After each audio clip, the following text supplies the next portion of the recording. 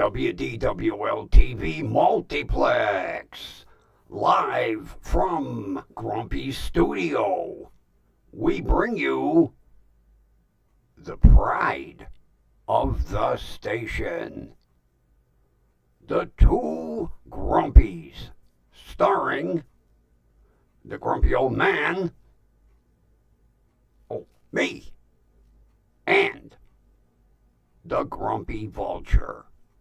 Do a special bow. Tonight is a special occasion. Do a graceful one.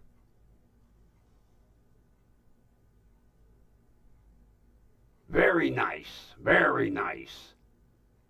No, that doesn't change anything. You still go back in the corner. There you go. Look at the camera.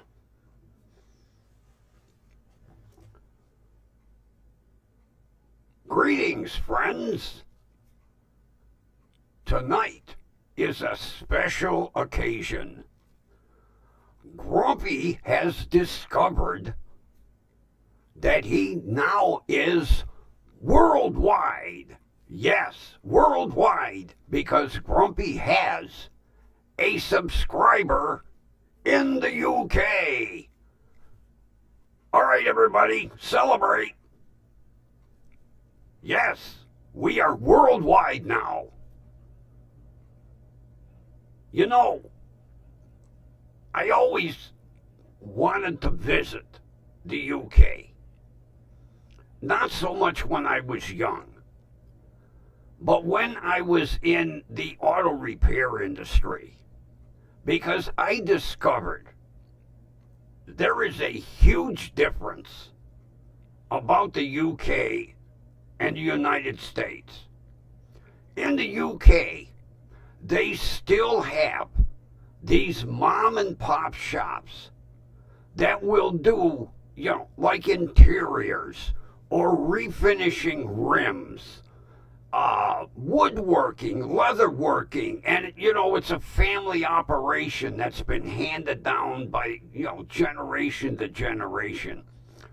Things that we had back in the 40s, 50s, and the 60s, and then after my generation, the kids were like, screw that. I don't want to buff out rims the rest of my life. Or I don't want to do car interiors or, pinstriping or auto painting or, I don't know if they call them body shops. I know in Australia they call them panel beaters. I don't know if it's a panel beater in the UK or a body shop. Kids don't want, they don't want to get their fucking hands dirty, not realizing that, they're possibly their great-grandfather, their grandfather, their father supported families with these small businesses that they, run out of their garage or out of a little shop in town. I've watched several videos today, especially after discovering I have a UK subscriber, about all these little mom and pop places. Like, I watched this one video, and the guy happened to tear the seat, and he went somewhere. I think it was a dealer, but I got distracted by some idiot in the studio. And they wanted to replace the whole seat cover. And he somehow got told about this little mom and pop operation. And the guy, he pulls in, and it's a little shop, sewing machines and material and stuff everywhere. And he said, I just need this one section done and they want to replace the whole cover. And the guy says to him, he says, hang on a minute. Let me check. He goes back and he's digging through this big, huge pile of material, and he says, I can have that fixed by tomorrow. And the guy says, that section, that little, yes, that bolster, that's all you need repaired. You don't need the whole seat. So the guy's like, wonderful, you know.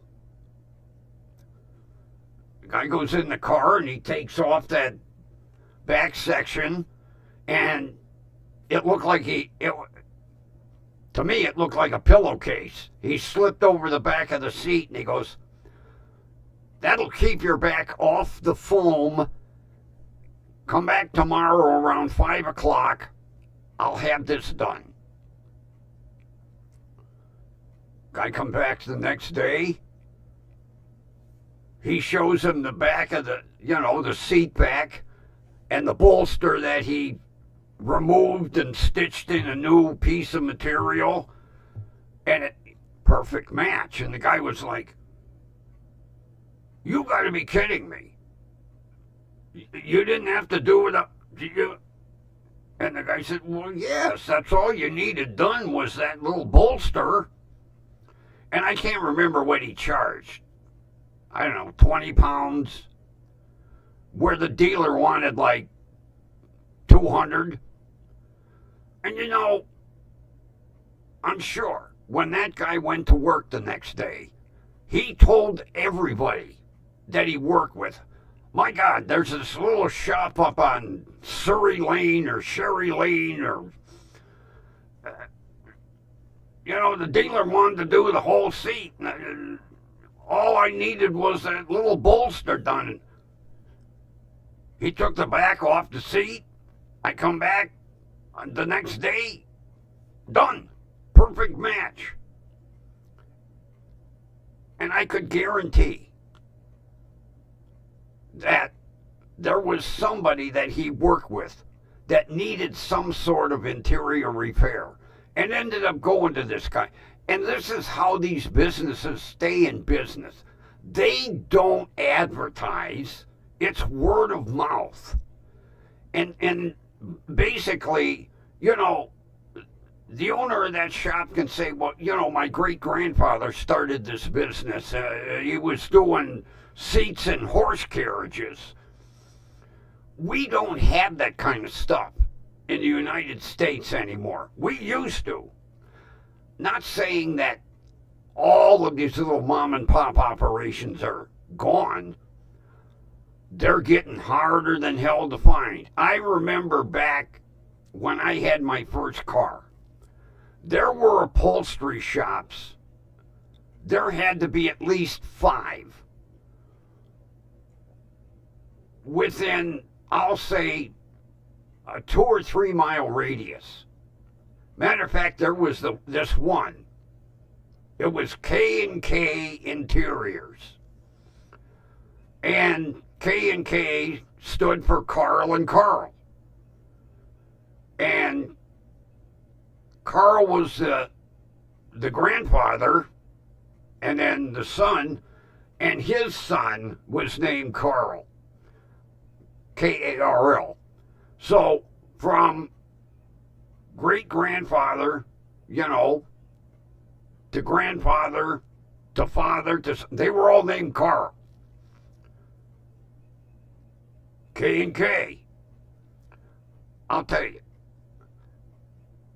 I damaged the seat for my motorcycle. I had a Honda Goldwing at the time. And I can't remember how I damaged it. And I wasn't in the auto repair business at that time. And I was like, oh my God, I was talking to some friends at the bar, at the pub, what you call them over across the pond. And one of the guys at the end of the bar said, he wasn't with us. He just shouted, "Go to K&K. They're at 66th and Lorraine." I was like, "Okay, thanks." And I told the bartender, "Give him a beer. So the next day, I got off of work, and I took a ride with my bike down to 62nd and Lorraine, and I'm looking, because there's a row of houses. And then I just happened to look down the driveway, and there's a sign over the roof of the garage, K&K Interiors. So I pulled in, and it was a two-car garage. And it looked similar to that shop that I saw over in the UK in the video. Guy had material stacked to the ceiling, and he had like 3 or 4 sewing machines. And I says to him, I screwed up the seat on my bike. He takes a look at it and he goes, "Do you want it done the same way?" I said, "Well, what would you suggest?" He goes, now the bike was gold, the bike was black with gold pinstripes. He says to me, "How about, instead of an all black seat, I have this kind of metallic looking Naugahyde," I think he called it. "I could do the top of the seat and do it with a diamond pattern." And then he showed me what this diamond pattern would look like. I was like, "Holy shit, yes. Thank you, but we did the intro already, tablet." Jesus. Tablet has a mind of its own. So I says to him, "How long is it going to take you to fix this?" He goes, "Come back tomorrow about this time." So it was like a car seat. He took the cover off, and of course there was, foam underneath. And I can't remember what he put over it, but he put a protective cover over the foam. I was only, one day. I took the bike home. I didn't ride it that night. Next day, I go to work. After work, I jump on the bike and I run out. Somewhere I've got pictures. I got to find them. That seat was unbelievable.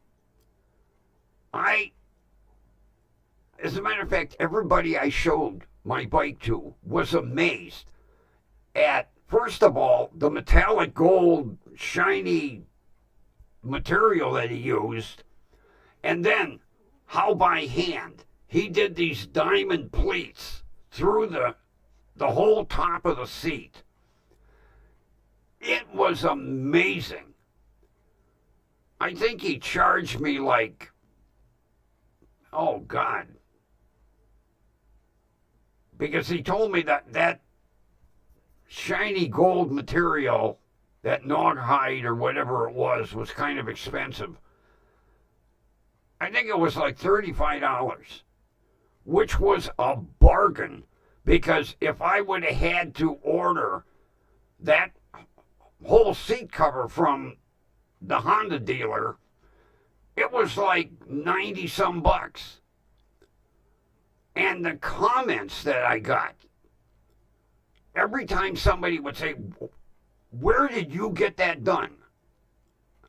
I made sure, I said to Carl, "Give me a stack of your business cards." I carry them with me all the time. Somebody'd ask me, "Here you go." When I got into the auto repair business, I was a body shop manager.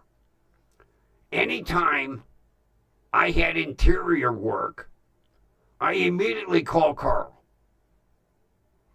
because he took good care of me, very reasonable price. outstanding work. As a matter of fact, at that time, vinyl tops were big. I don't know if they were big in the UK, but vinyl tops on cars were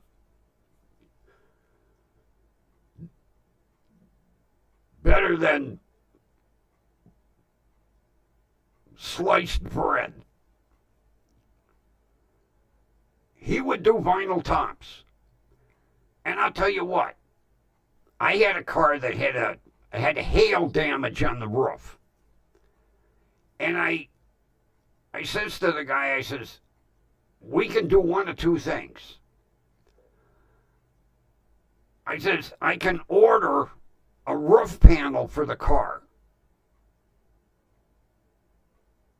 He goes, well, what's that going to entail in the repair? I said, well, we're going to have to cut the roof panel off your car and then weld a new roof panel on.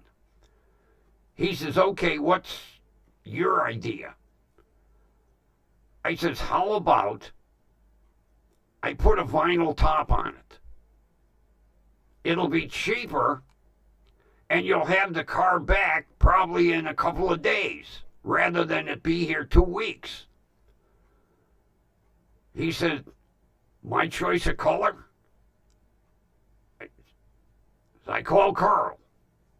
I says, what colors do you have in vinyl tops? He says, well, what's the guy thinking? Well, the guy had like a teal green car. And he said, which to me it was ugly when it was done, but he goes, I'd like a dark green vinyl top. So Carl, dark green vinyl? He said like a British racing green. So I says to the guy, he goes, yeah, like a British racing green. The guy wants it done. Carl says, I'll pick the car up in an hour. So I ordered the guy a rental, even though it was just going to be overnight. I paid for the rental because the insurance company agreed to it because it was a lot cheaper to put that vinyl top on the car than to cut the roof panel on and weld it and painting and all this. Carl did an outstanding job installing that vinyl top. Matter of fact, he padded it. As you say in the UK, the guy was over the moon with that car. But I'll tell you what, it was the most hideous color combination.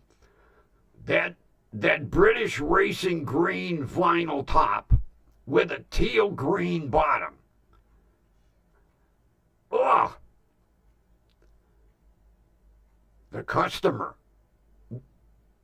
was over the moon. He loved it.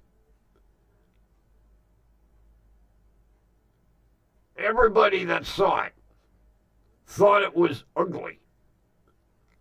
But we had to please him. We didn't have to please the world.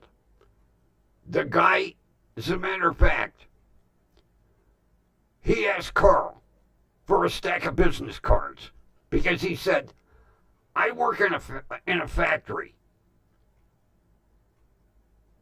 If I know anybody that needs interior work or wants a vinyl top done, I want to send you the business because you did such a beautiful job with my car. And, you know, several months later, I had talked to Carl, and Carl said, you would not believe that guy with that dark green vinyl top, that British racing green top. I said, yeah. He said, he sent me 15 customers. And believe it or not, one customer was a complete interior redo.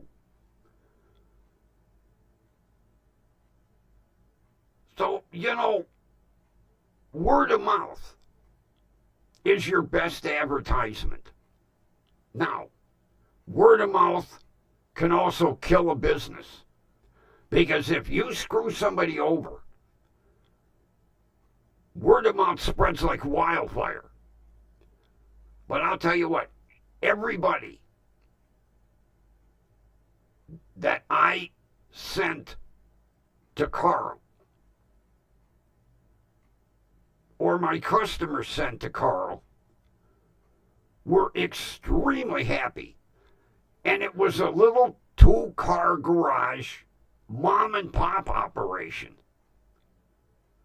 And unfortunately, there are no more upholstery shops anywhere in this area.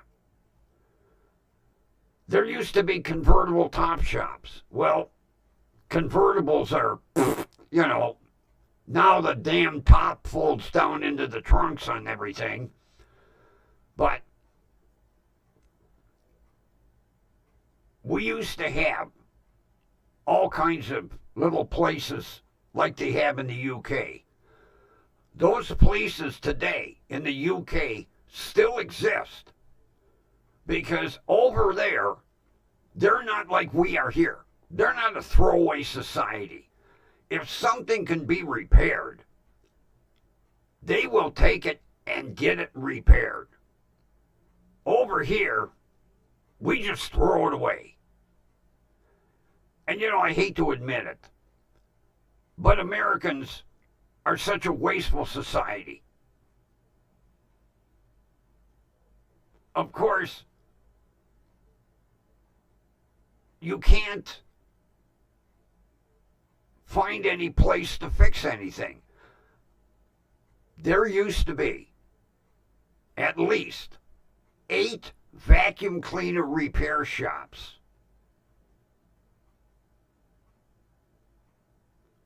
From Cam's Corners, which I'm giving American Streets, anybody that's listening that lives in Cleveland will know. From Cam's Corners to West 25th and Lorraine, there were 8 vacuum cleaner repair shops that I knew of. We don't repair vacuum cleaners anymore. We fucking throw them away.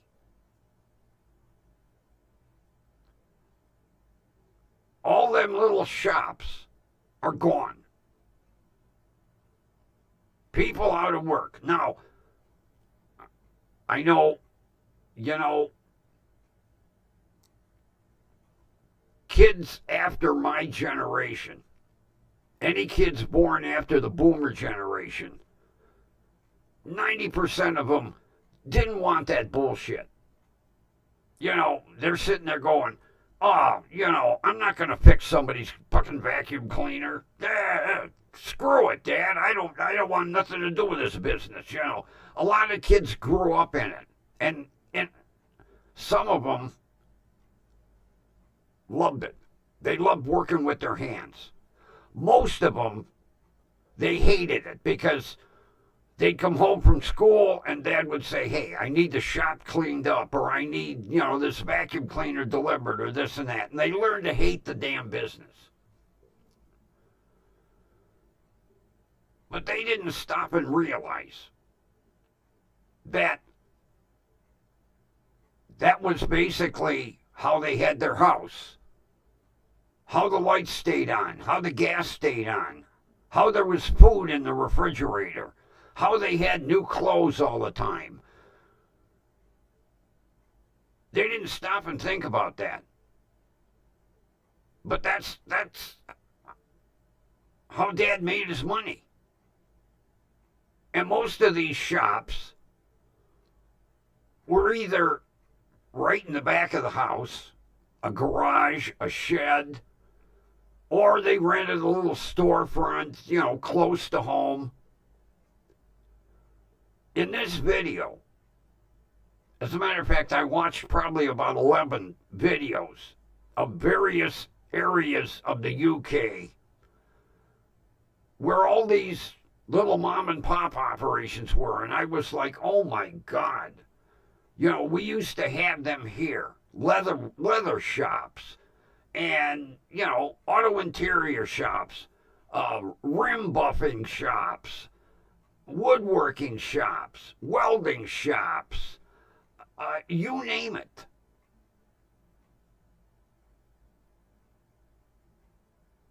And I'm watching these videos and I'm like, oh my God, why did those businesses not succeed here? And it boils down to one thing. The kids didn't want to be bothered. They would rather sit behind a desk and push a pencil than learn a trade. But over in the UK, I was amazed at all the different little shops. Not to mention, you go into town and you've got the local butcher, and you've got the fishmonger, and you got the sausage maker, and I was like, oh my God, I would love to live in one of them little towns where, you walk over here and you can get fresh meat, and you walk over there and you can get fresh sausage, and a couple doors down you can get fresh fish, and the one shop made smoked kippers. I used to eat them as a kid.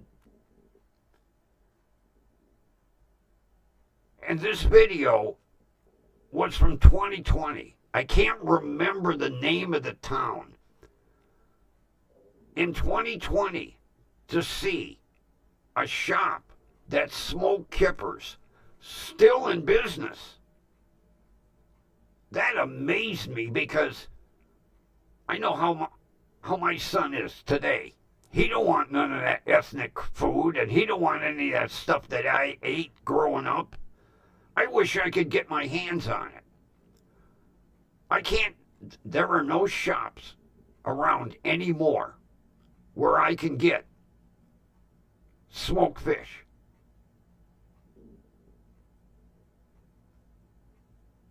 The only place I can get real, authentic, homemade Hungarian sausage is 15 miles away. I don't want to drive a 30-mile round trip to get a couple of pounds of sausage when I got a taste for it. There used to be a shop 20 minutes away from me. The kids did not want anything to do with the business when Dad was ready to retire. And he couldn't sell the business to anybody because nobody wanted to take it over. So he ended up closing. And I can't get my Hungarian sausage anymore. Same thing with the smoked fish. I can't, that shop, that closed up. Here I'm watching a video. Now, I wish I could remember the name of the town. 5 years ago, this guy was still smoking kippers. And evidently, he must have had a hell of a customer base in order to remain in business. We don't have that. Oh God. There was a butcher shop. There was a sausage shop. There was the kipper shop. 4 different bakeries. We don't have that. The last mom and pop bakery that was basically within 10, 15 minutes of driving time from me closed up 3 years ago. And it was a combination of, first of all, bad neighborhood,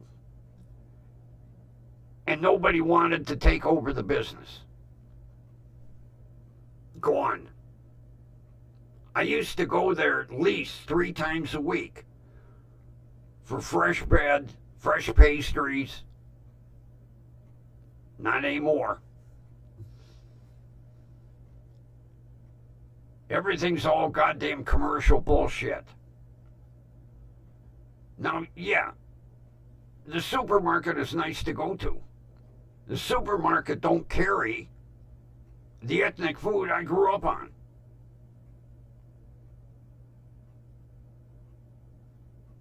As a matter of fact, I've told the story a gazillion times. And I'm sure anybody that's listening or going to watch this tomorrow is going to, oh God, not that story again. Growing up, it started when I was age 6.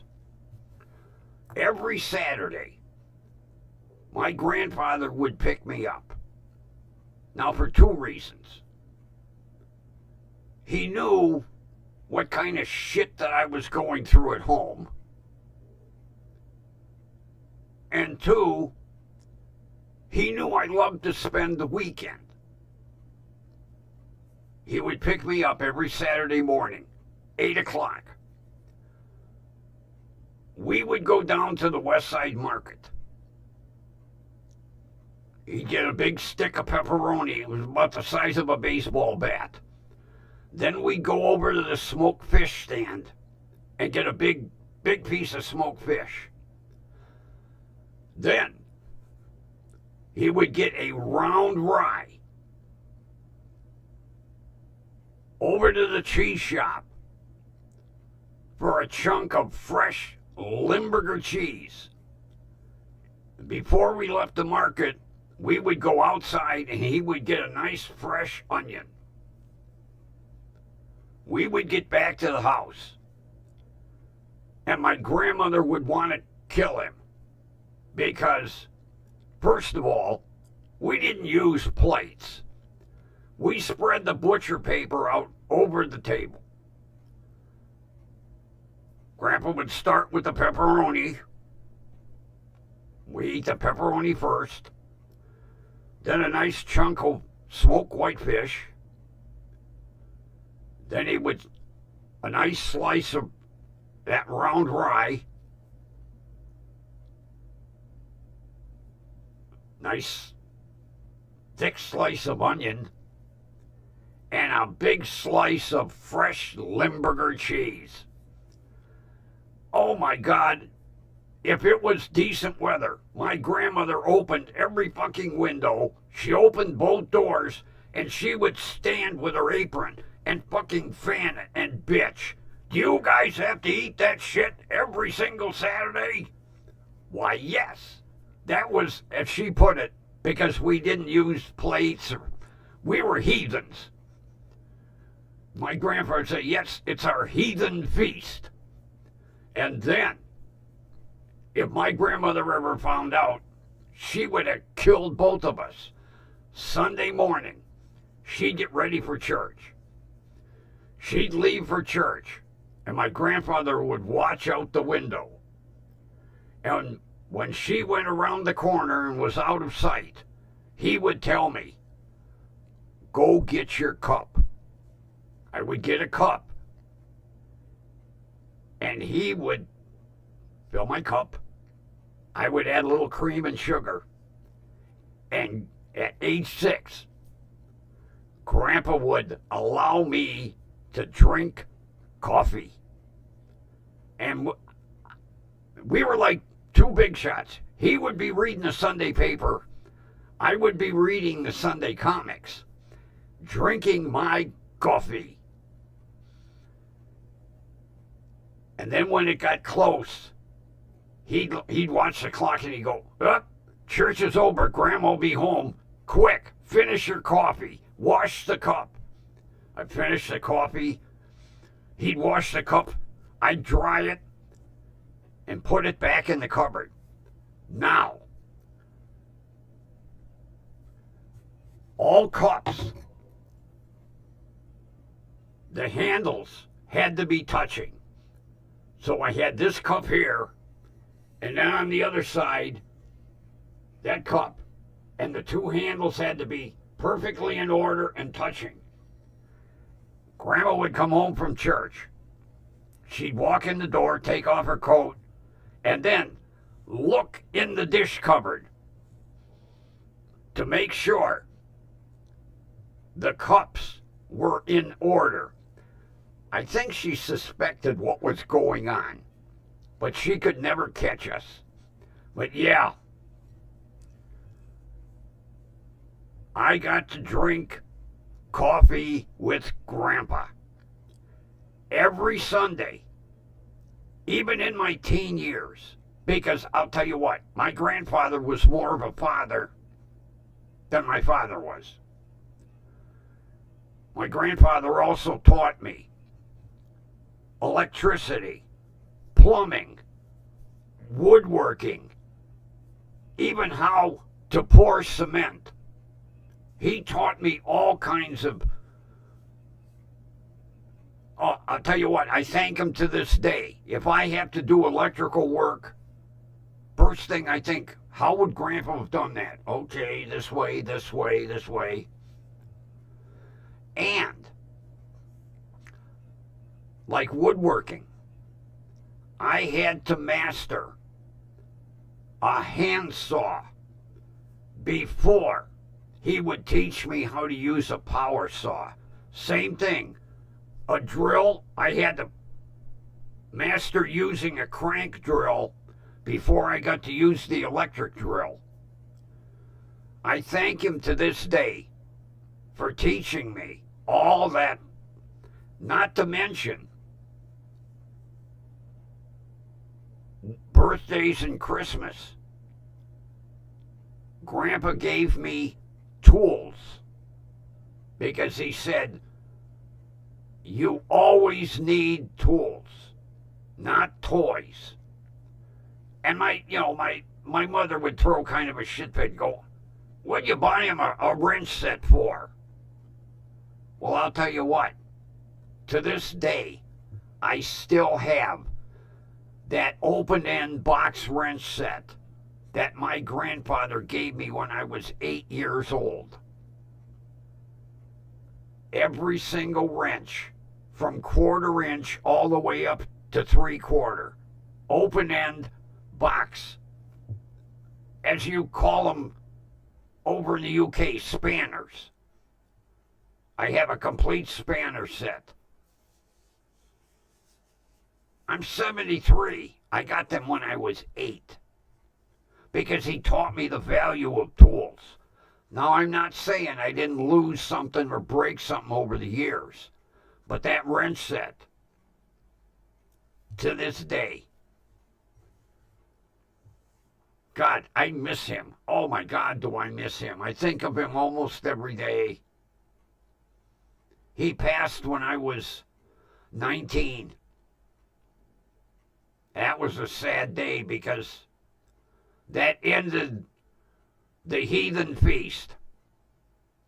I went down to the market and I bought the pepperoni and the smoked whitefish and the bread and the onion and the Limburger. It just wasn't the same.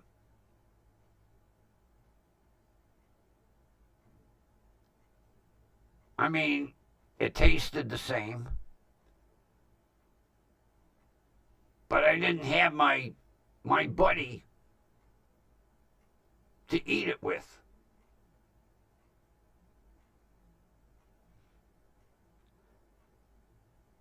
And now, there isn't a cheese shop around here that carries the old world Limburger. So, and I could guarantee, if I did have Limburger cheese, my kid ain't gonna eat it. Oh, first thing he'd say is, Jesus Christ, something die? What is that, decomp that you're eating? No, it's Limburger cheese. He wouldn't go near it. He does not eat the ethnic foods I grew up on. although I can't find them anymore, so kind of no great loss. But this is what happened with the generation, my son and these Gen Zers or Yers or whatever they are, when they had kids, their tradition was probably fucking McDonald's, Egg McMuffins for breakfast. Because I don't think anybody fucking cooks anymore. Fast food, Uber Eats, and DoorDash, and God, people don't even have to shop for themselves anymore. Some kind of instant cart. Yeah, you call a store. You give them your grocery list. They have a shopper go shop for it, and then they deliver it to your house. You don't even have to fucking go out your door.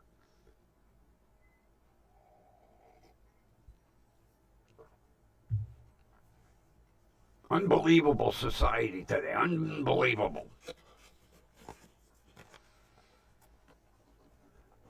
Matter of fact, I watched a video last night, and it was some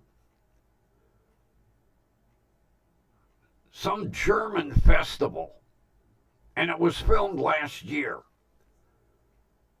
There must have been 10,000 people in this arena. And the part of the video that really got me was it was a musical playoff. Accordions. They had the Battle of the Accordions. And they had the age divisions, 5 to 10, and then 11 to 15, and then 16 to 20, and then on up. And I'll tell you what, some of them little kids with them small little accordions, they were goddamn good.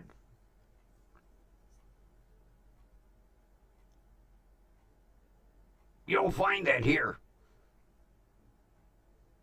I haven't seen anybody playing an accordion in eons. Matter of fact, one day I'll show it to you. I have my grandfather's accordion. I haven't played that thing since I was in my mid-20s. Matter of fact, a couple of weeks ago, I was moving some stuff, and I was like, hey, the accordion. I opened the box up, the case. I put the thing on. Now, I could play notes. I couldn't play a song because it's been 50 years, or over 50 years, 50 years since I've played it. And it's a shame because it's an absolutely beautiful accordion. The group that we all used to play together, after a while everybody's like, I don't want to be bothered. And part of the problem was there used to be a polka hall. And every weekend, Friday night, Saturday, Sunday, we would play. And this hall held about 300 people. And, it was a dinner dance club, but it was polkas every weekend. The place ended up losing their lease. We couldn't find a venue anymore, and that's what basically broke the group up that I played with. And then for a while I would play it, just to kind of stay nimble with it, and then I put it in a case, and I lost interest in it, and I have my grandfather rolling around in his grave right now going, you promised me you wouldn't let that thing sit and age and rot. Well, it's aged. But I'll tell you what, it sounds as nice as the day I stopped playing it. And it's gorgeous. For the hell of it, I called a guy that deals in antique musical instruments. He said, take pictures of it, send me the pictures. I'll give you an idea what it's worth. I sent him the pictures. He said, there's no market for them. He said, you'd be lucky to get $200. I said, no thank you. I don't need to get rid of it. I'm not that desperate. Second of all, it was my grandfather's. He gave it to me, even though my father wanted it. Now, my father couldn't play it. I don't know why he wanted it, probably to sell it. That caused a big rift in the family. Oh, God. But my grandfather gave it to me. And it's a damn shame that I put the thing on, I went through the keyboard, I could not remember how to play it. And they say, oh, it's like riding a bicycle. You fall off, you get... No. When you haven't touched an instrument in 50 years, you don't just put it on and... Nope. Not to mention, I got no feeling in my hands anymore. And you need that to play the keys and the buttons. So I have a nice memory in the case. I'll bring it in the studio and I'll show it to you. It's a damn shame I can't remember how to play it.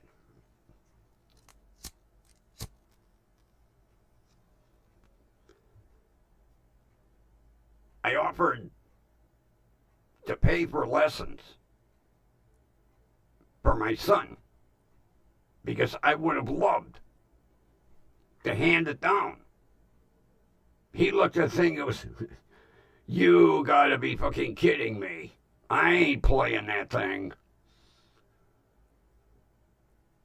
He said, your generation played that. We don't play that kind of instruments anymore. And he's somewhat right. Now over in Germany, they still have music competitions like that. Very rare to find any here in the States. I did watch a video. It was filmed last fall. It was down south, some country western festival. And I'll tell you what, there was this one girl. Holy shit, could she make that accordion talk? It's a rare instrument, like a harmonica. Back growing up, a lot of us kids had harmonicas.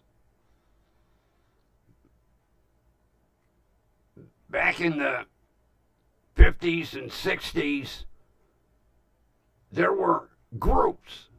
Matter of fact, there was a group, I think there were 4 guys. They called themselves the Harmonicats.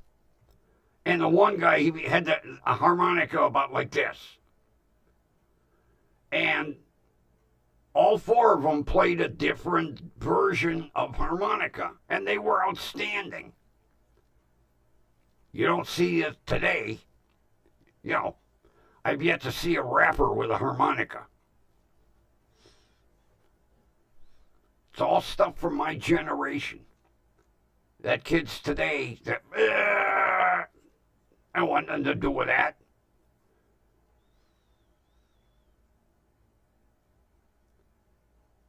And the instrument manufacturers are trying to promote business by making electronic instruments. My niece, who lives in Milwaukee, has an electronic violin. I never heard of it. I happened to be out in an area where there's a music store, big place, Guitar Center. That's the name of the place. And I went in and just wandered around, and a girl walks up to me and says, "Can I help you with something?" I said, "Well, I'm not here to buy anything. I'm kind of inquisitive. Do you have an electronic violin?" And she said, "Oh, yeah." We went in the back of the store. I says, "By any chance, can you play it?" She says, "Sure." And then she goes, "Can I ask why?" I said, "Well, my niece told me she has this electronic violin. Back in grade school, I used to play a violin. I'd like to hear what this electronic one sounds like."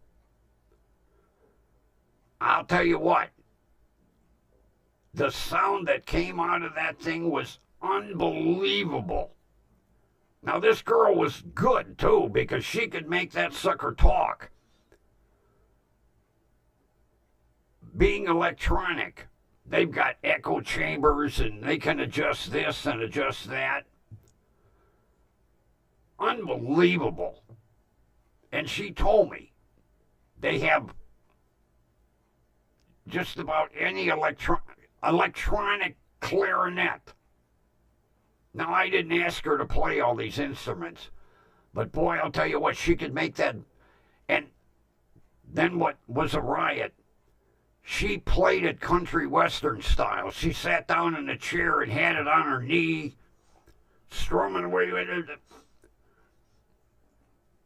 And she said, in order to try to entice kids back into music, the manufacturers have come out with these electronic instruments. She showed me an electronic drum set. You know, when my buddy had his drums, he had to buy a van in order to carry them. This electronic drum set fit in a small suitcase. Unbelievable. Then she showed me, I think the name of it was Roland, these new electronic accordions. Holy shit. She could play it. It sounded like a concert. She could change and play different instruments on it and hit a key, and it sounded like there were like 3 violins playing, and unbelievable. Of course, the price was unbelievable too. I was like, holy shit. Have to call a finance manager, make payments for like 5 years. Yeah, electronic assisted. It was an electronic assisted accordion made by, I think, Roland was the name of the company.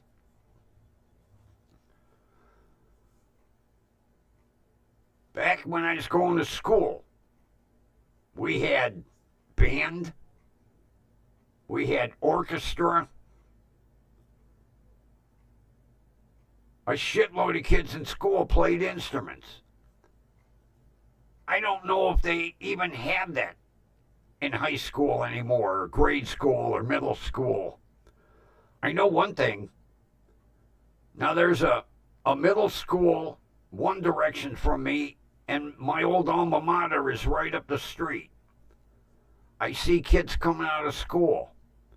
I have yet to see any kid carrying an instrument. Evidently, they don't teach them anymore. Or maybe you go to a special high school for that. But not one kid. And we had, like I say, we had band, we had orchestra. Not today. At least not at my. Although, after they tore my old high school down and built a new one, it looks like a fucking office building.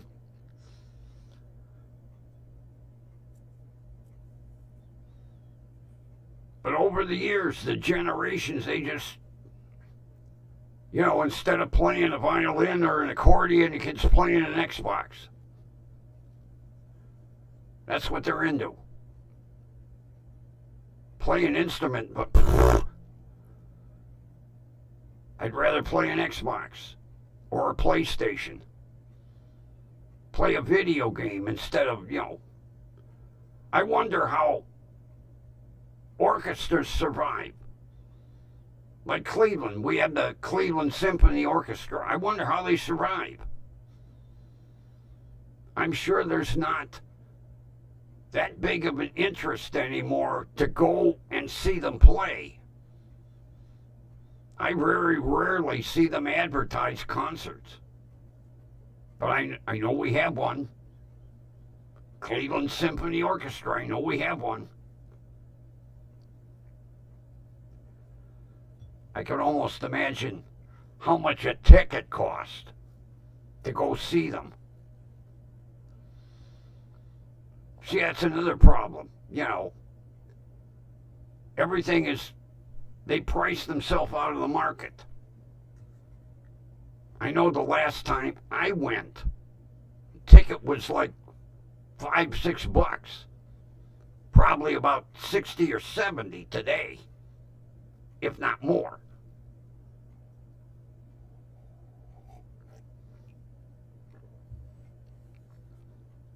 But see, I had an interest in music, so I would enjoy going to a concert. Kids today, nope. Sad. But I can guarantee it's probably a lot different over in the UK. The schools probably teach music. They probably have concerts. I'll have to find out from my subscriber what it's like over there. How are the schools today over there, Or are kids growing up over there like they are over here? They'd rather play an Xbox than, practice a violin for a couple hours.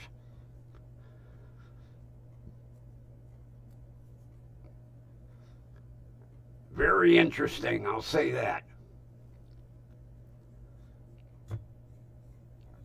Different way of life over there. Now, I'm not saying that they don't have, advanced society like we have here. But they have a lot of old world values over there. Of course, I would love to be around for some of the pageantry when, the king and queen go out in their carriages and that. I loved watching the coronation. The pageantry is unbelievable. And if kids over there don't appreciate that, they're missing out on a lot. Because as much as you hear people bitch about the monarchy, you got history over there. You have history. Unbelievable. To see them carriages. Oh my God. Not to mention, the Queen's Guards, them guys with them 7-foot tall fur hats. But I watched a video of people acting like assholes in front of the Queen's Guards because, they're not supposed to smile, be at attention.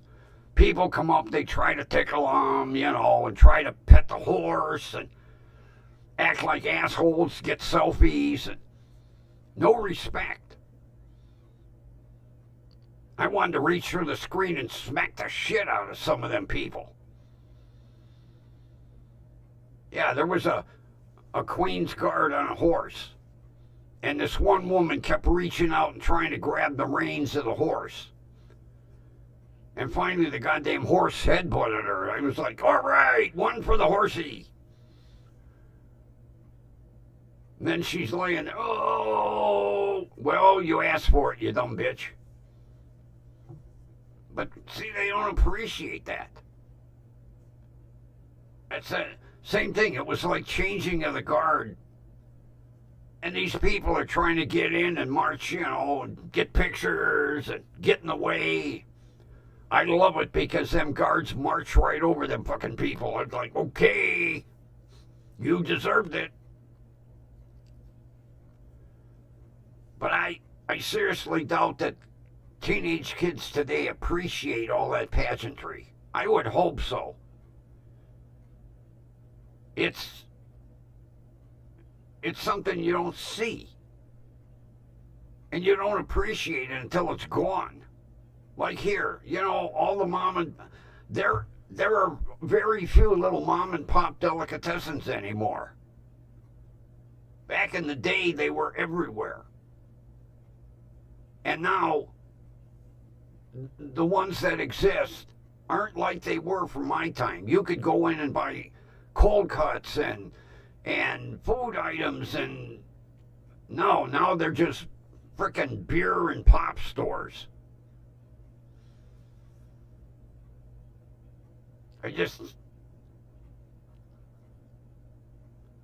I have seen so much change over the years. It's kind of disgusting. Of course, with prices the way they are, it's hard for these little mom and pop places to exist. Boy, I really got on a tangent today. Holy shit.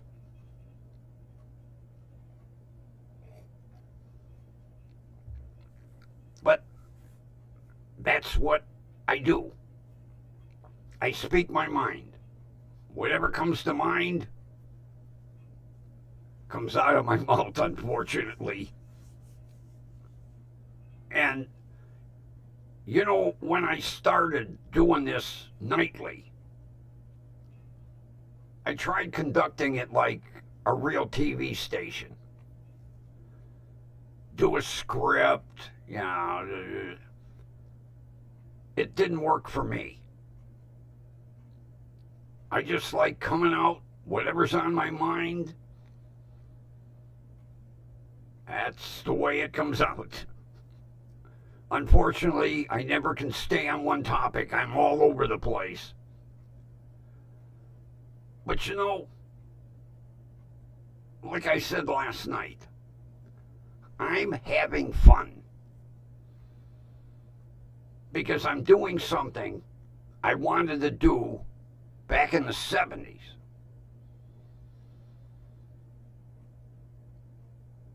I tried going to broadcasting school, only to find out the damn school wasn't accredited and the FCC shut us down, and my tuition went out the window.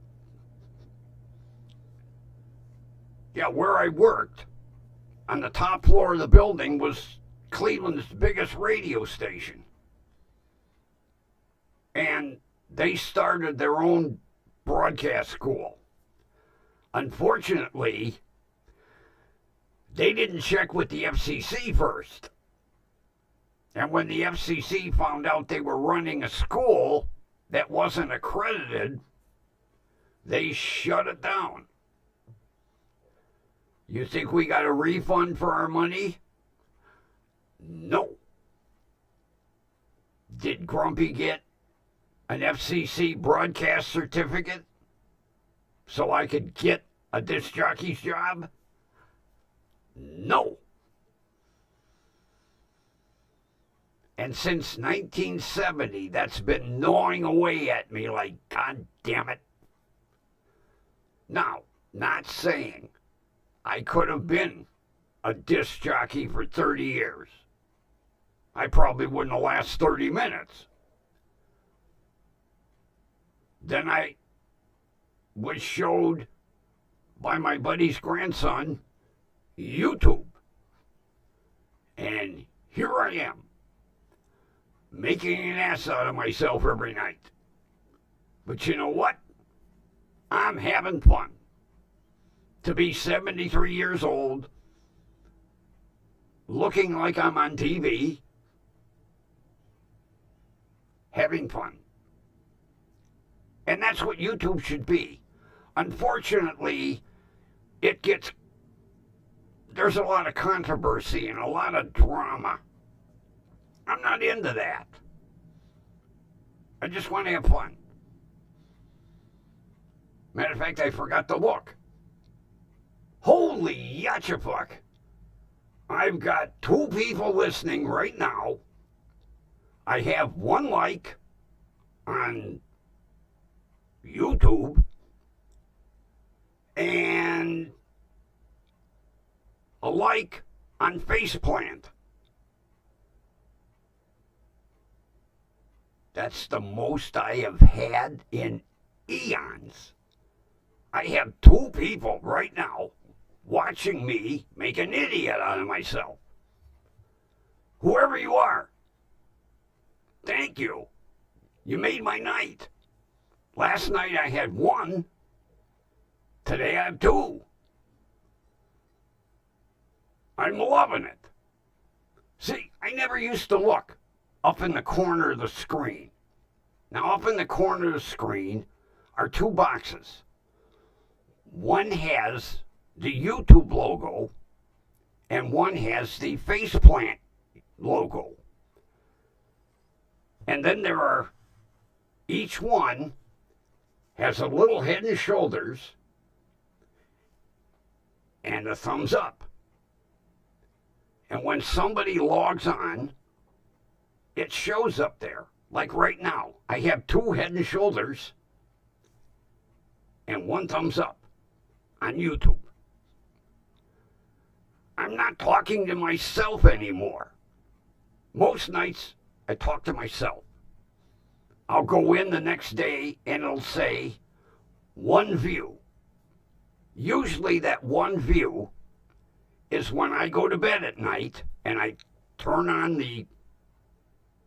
my brand new, well, I got it in November, a 50-inch Samsung crystal display. I'll tell you what, that display blows me away.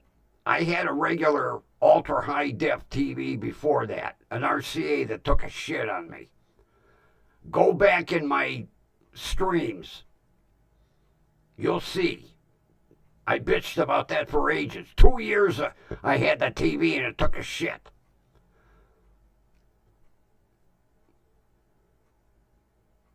So I bought this Samsung. I bought it for 2 reasons. One, I had a 58. It was a little too big in the bedroom. I wanted to downsize. I went to a 50. And for 2, I didn't want a goddamn TV made in China anymore. Now this one's made in Mexico. But it's a plant in Mexico that is owned by the American division of Samsung. And it's supervised by Americans, and they do very stringent quality control. So I said, I'm buying that TV. Then, it has what they call a crystal display. More pixels, whatever, pixies or pixie dust. Whatever it is, it blew my old TV away.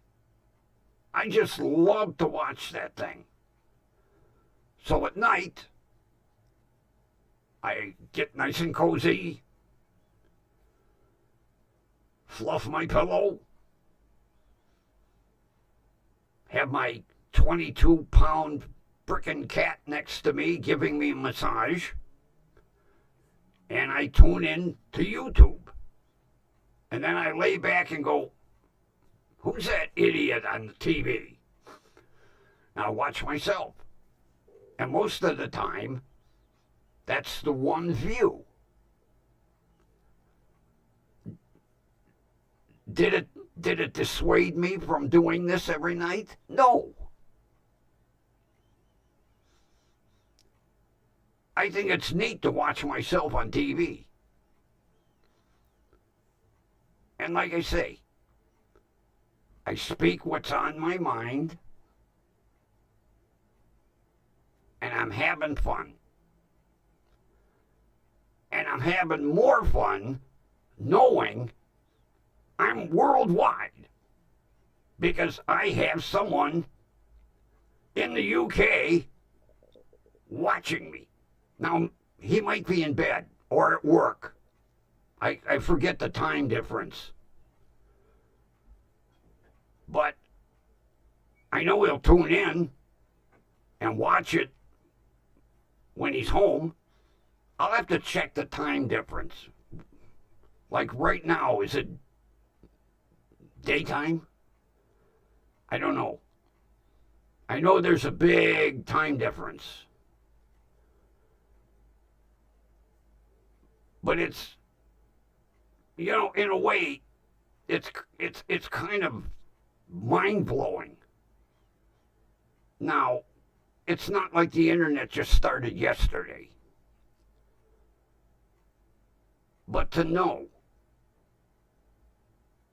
right now, somebody in the UK, as they say, across the pond, is watching me.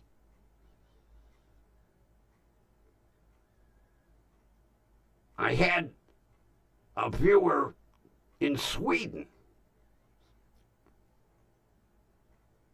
The internet is unbelievable.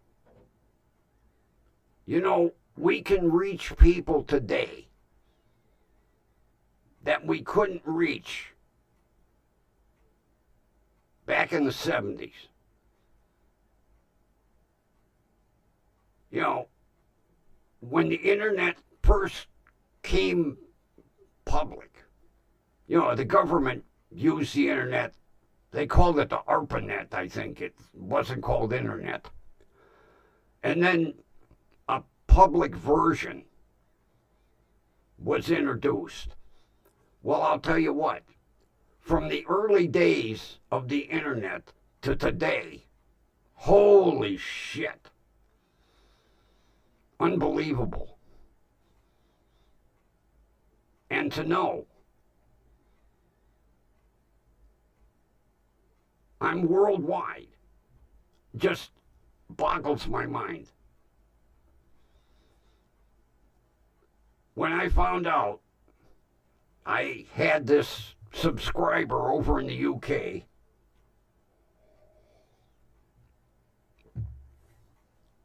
I was trying to imagine it. And I just,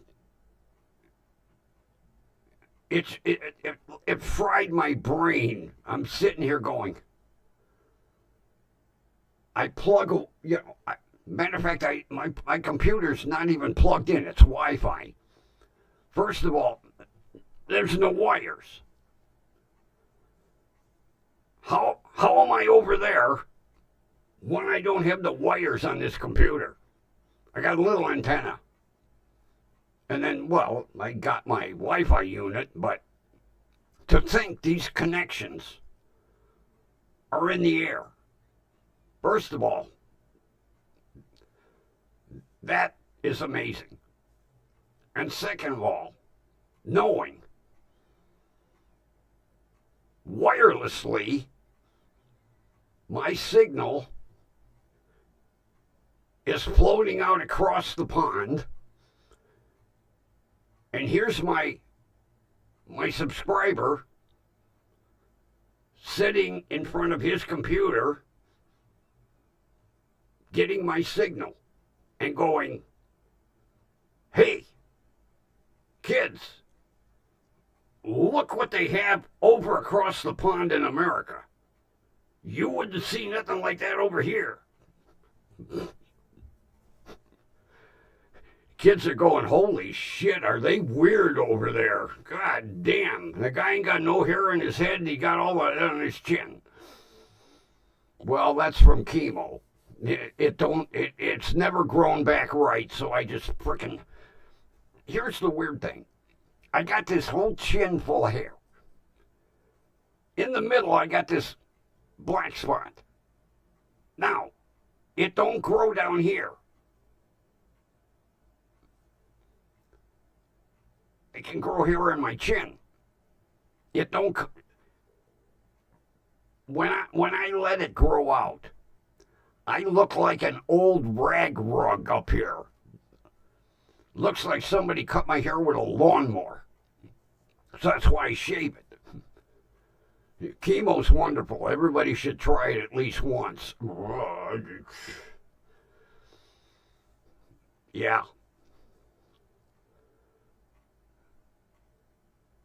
It's disgusting to think that after a treatment, your face is where your ass was for several hours.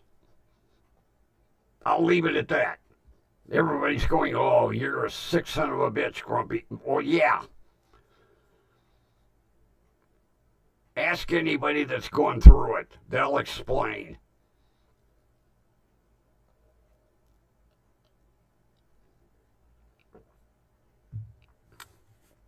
And with that, how long have we been on? Holy shit. Well, we're at 17 minutes. I'll have one more smoke. Somebody'll bitch. Oh, yeah, I got a nasty comment. Oh, quite a while back. This woman. How disgusting it was that I was lighting a cigarette.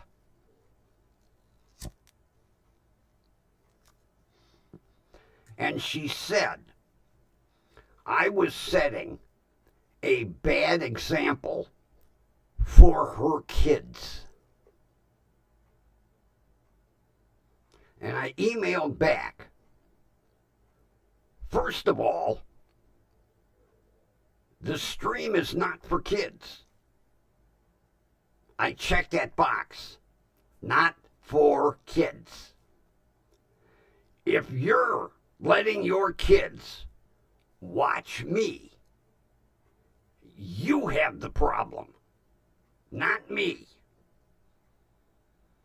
It says not for kids. What are you sitting behind your computer and you call the kids in the room and say, hey, look, this is something you shouldn't be doing, smoking. No, your kids shouldn't be watching me. I have a tendency to fucking swear a lot. Not for young, impressionable minds. Although I'm sure you swear a lot too. But you won't admit to it. Yeah, oh yeah, she lambasted me. First of all, I know it's a rotten habit. And after going through chemo, but I get that lecture from my doctor, who is a licensed medical professional who went through many years of school. So I don't need a lecture from you because I get it from my doctor. As a matter of fact, a couple weeks ago, I had an appointment with my oncologist. And you know how they knock on the door to let you know they're coming in? So he knocked on the door and I said, go away. Well, he didn't.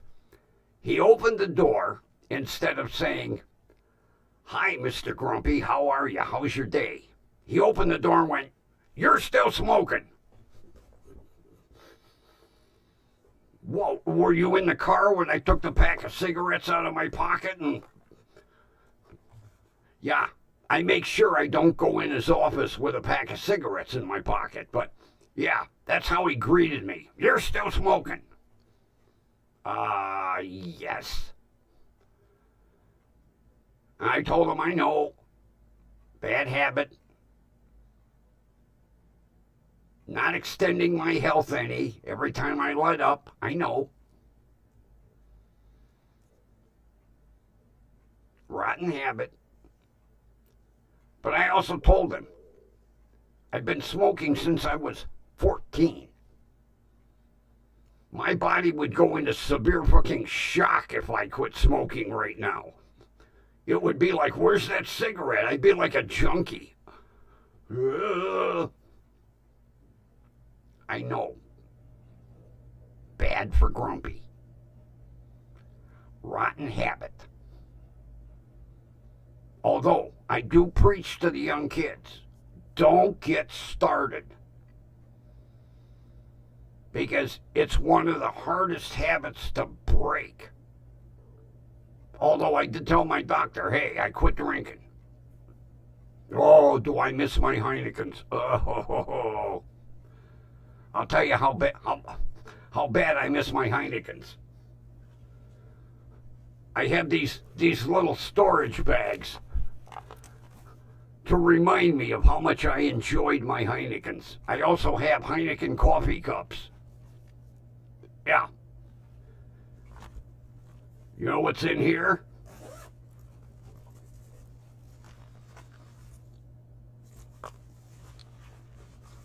The pods for my Keurig coffee maker.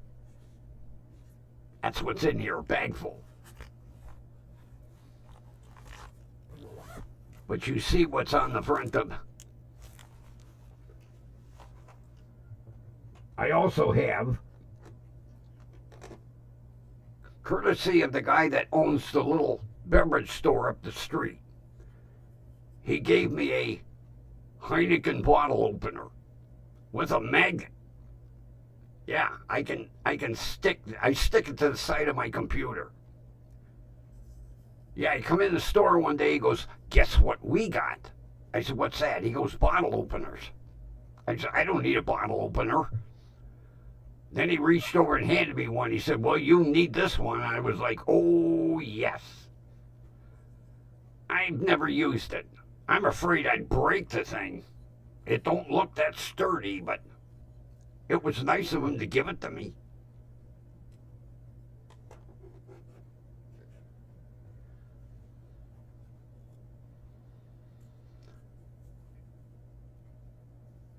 Yeah, my oncologist is a little Chinese doctor.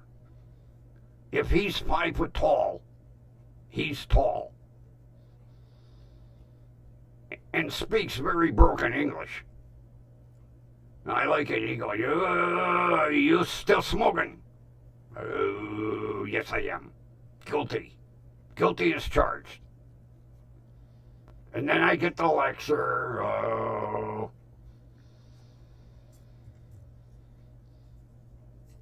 I only get that lecture every 6 months from him. But on the 21st, I'll get it from my primary care doctor again. Because we'll be going over the results of my latest chest x-ray. I'll get a lecture there too. It's sad being 73 and getting a lecture like you're a little kid in school. Almost as bad as the goddamn traffic cop that stopped me. I says to him, I said, hey, either write the ticket or don't write the ticket, but don't give me a lecture. So he let me off with a lecture. Oh, I see one of my listeners has given up. Had enough of my stream. It just went to 1. But 2 likes. He liked it on the way out. Or she. Yeah, I'm down to 1. Whoever you are, thank you. Although I think I've rambled enough for the night. I think we will do the outro, and I will end tonight's show. I'm not going to call it a stream. Call it a show. No. It always wants to play the intro.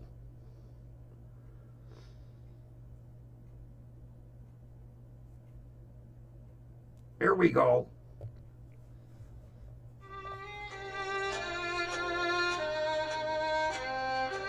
The outro.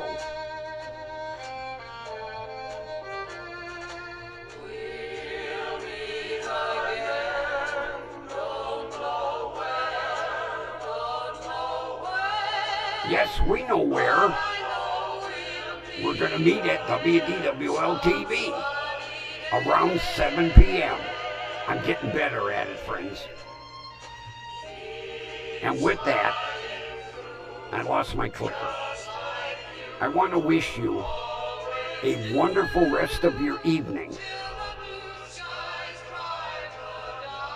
And we will meet again right here tomorrow night.